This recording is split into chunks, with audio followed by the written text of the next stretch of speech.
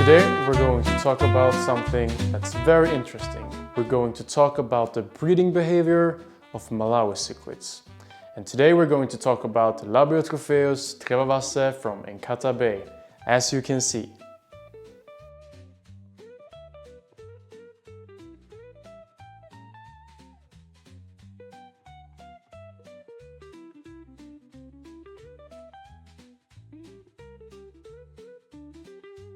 So now we're going to take a look at this video once again, but with some comments from me. As you can see, the male is trying to attract the female to his breeding spot by dancing in front of her.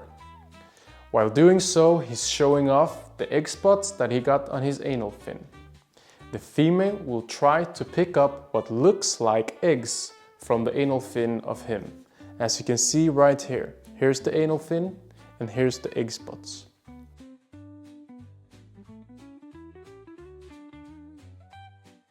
So, when the male has got the female to this breeding spot, he will dance in a circle in front of her. Doing so, the female will pick up what looks like eggs from his anal fin. And instead of doing that, she will receive his seed directly in her mouth. And then they will turn around and the female will be the one dancing in front of the male. And after the female has been laying her eggs, she will directly turn around and pick them up in the mouth. Doing so, the eggs are actually fertilized inside the mouth of the female. And that the majority of the Malawi cichlids are mouth-brooding is actually something very interesting, because this has evolved from evolution, and by doing so, they can guarantee that more of their fry will survive, meaning that their genetics will be conserved in the future and will continue reproducing themselves over and over time. So instead of laying 100, 200, 300 eggs, they normally spawn with around 10 to 60.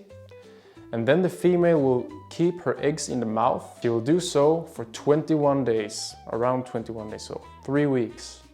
And then she will just have a little bit of food, something that's flowing around in the water that she can fit in the mouth and sort between the eggs and manage to swallow.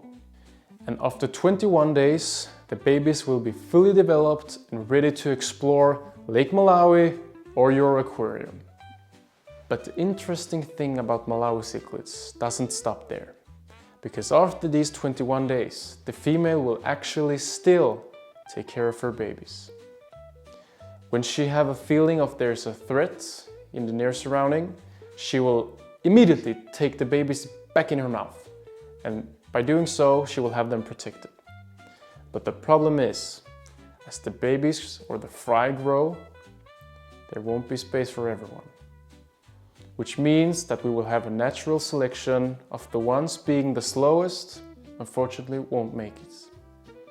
And that's how we can make sure that the Malawi cichlids in Lake Malawi or in your aquarium are the strongest ones surviving.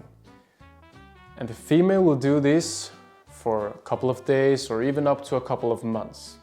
But after that period, the fry will be all by themselves. And in Lake Malawi, there's an average of 1 fry, maybe 2, surviving from each spawn.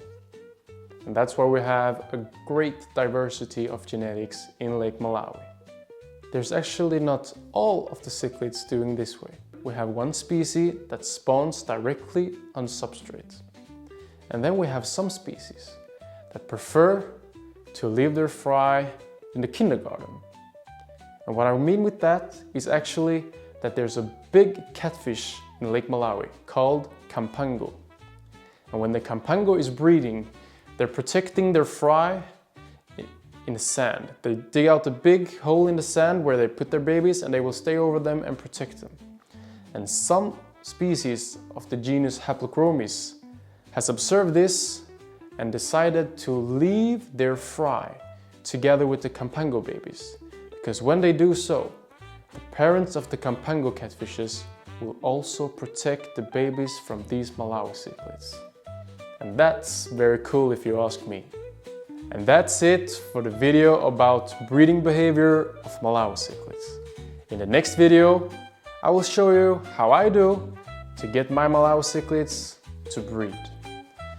But before we take a look at that, don't forget to like this video, write a comment and subscribe, and we will see you next week.